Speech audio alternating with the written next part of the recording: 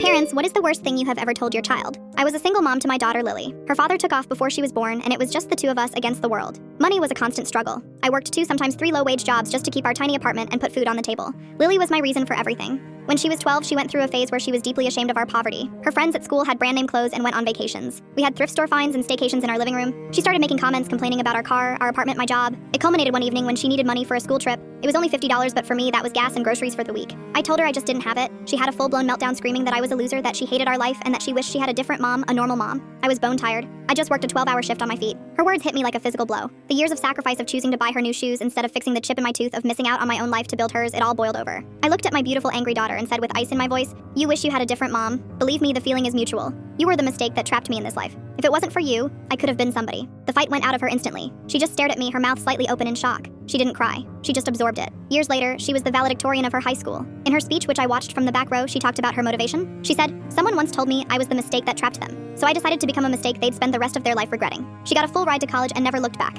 She's a doctor now. She sends me money every month, but she hasn't called me mom in a decade. I wanted her to see my struggle, and instead I became the dragon she had to slay to succeed.